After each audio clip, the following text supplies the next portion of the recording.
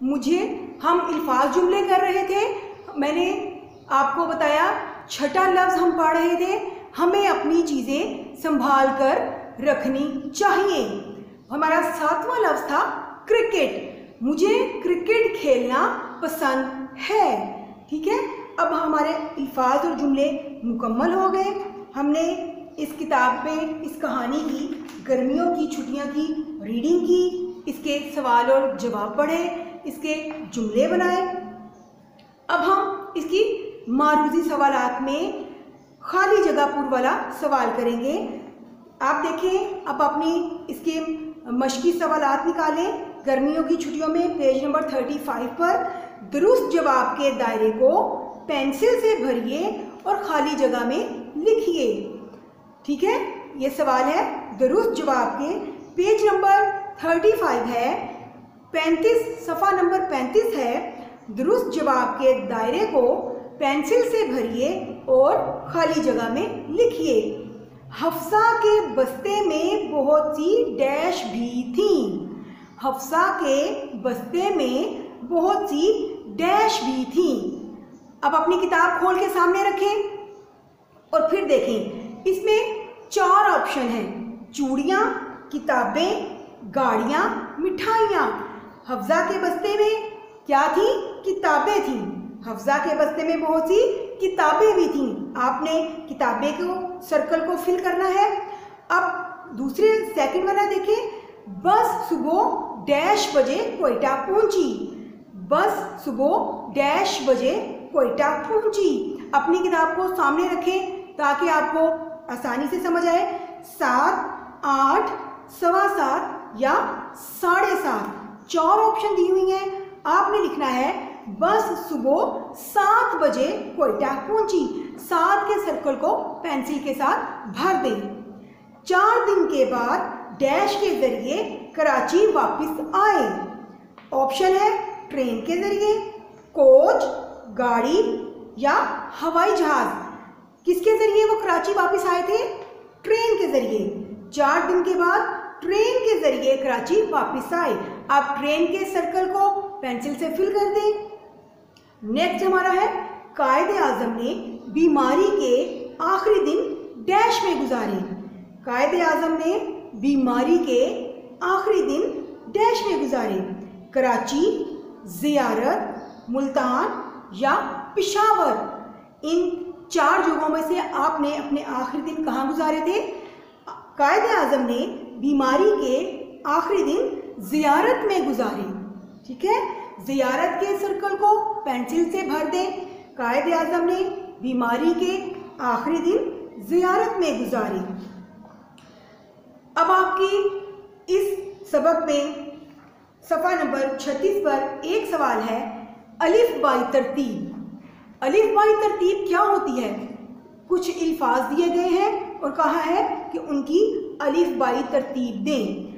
ठीक है, अलिफ बाई तरतीब ये है, जो लफ्ज़ अलिफ से बनता है उसे आपने सबसे पहले लिखना है।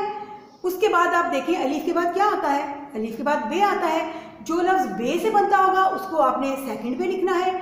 इसी तरह से बे के बाद पे आता है, तो आप देखिए पे से कोई लफ्ज़ बन रहा है, अगर बन रहा है तो फिर वो वाला लफ्ज़ लिखें। इसके बाद जो जो लफ्ज़ आता है उसको उस तरतीब से लिखते जाएं। इसे कहते हैं अलिफ बाई तरतीब। मिसाल के तौर पर यहाँ पर लिखा हुआ है लाहौर, हैदराबाद, मुल्तान, रावलपिंडी, इस्लामाबाद, पेशावर, भारत, ईरान, अफ़गानिस्तान, अमेरिका, बरतानिया। तो हम सबसे पहले अलिफ से लिखने वाले लफ्ज़ यहाँ पर लिखेंगे। अलिफ सबसे पहले हम लिखेंगे इस्लामाबाद, क्योंकि ये अलिफ से शुरू हो रहा है और अलिफ के बाद हमने देखना है इस्लामाबाद, अलिफ के बाद सीन आ रहा है। ठीक है, अमेरिका भी तो अलिफ से शुरू हो रहा है ना, तो हमने अमेरिका को क्यों नहीं लिखा? क्योंकि अलिफ के बाद मीम आ रहा है। तो आप देखिए यहाँ इस्लामाबाद में अलिफ के बाद सीन आ रहा है।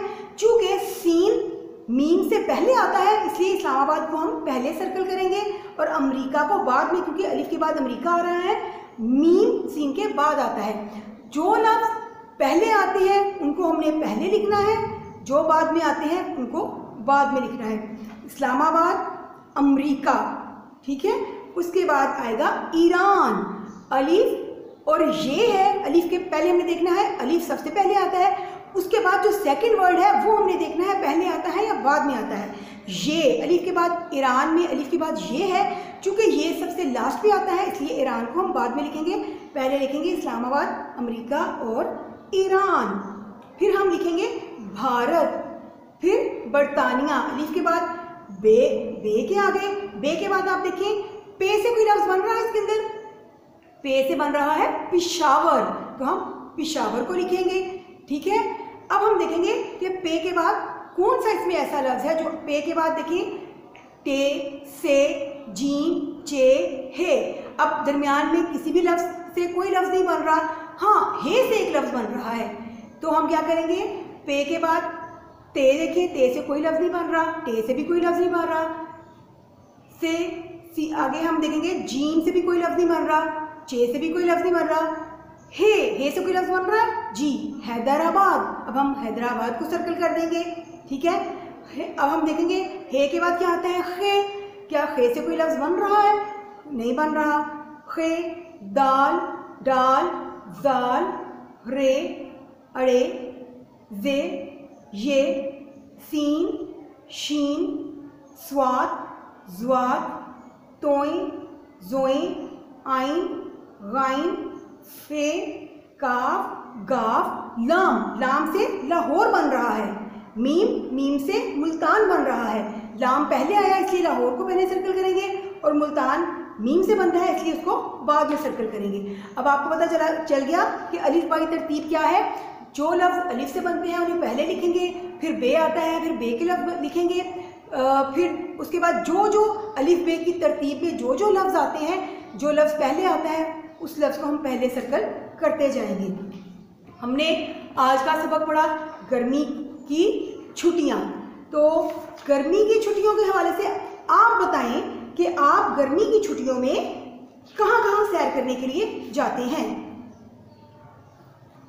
गर्मियों की छुट्टियों में सब बच्चे ही मुख्तलिफ जगहों पर जाते हैं, कोई अपने नज़दीकी पार्क में सैर करने जाता है, ठीक है, कोई दूसरे शहर में सैर करने जाता है।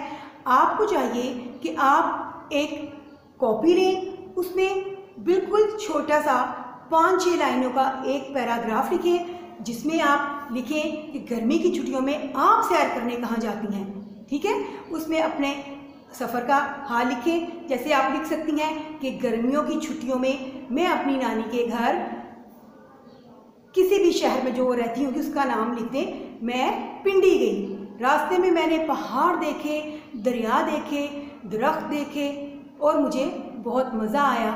मैं ट्रेन के ज़रिए गई या बस के ज़रिए, आप जिस ज़रिए से भी गए उसको लिखें। ठीक है, ऐसे एक छोटा सा पैराग्राफ लिखें। या अगर आप गर्मियों की छुट्टियों में किसी पार्क में गए तो उसके बारे में लिखें कि गर्मियों की छुट्टियों में आप अपने घर वालों के साथ, मैं अपने घर वालों के साथ मिलके एक पार्क में गई, वहाँ झूले लगे हुए थे, मैंने झूले लिए, बहुत मज़ा आया, वहाँ हमने चीज़ें खाई, हम खूब खेले कूदे।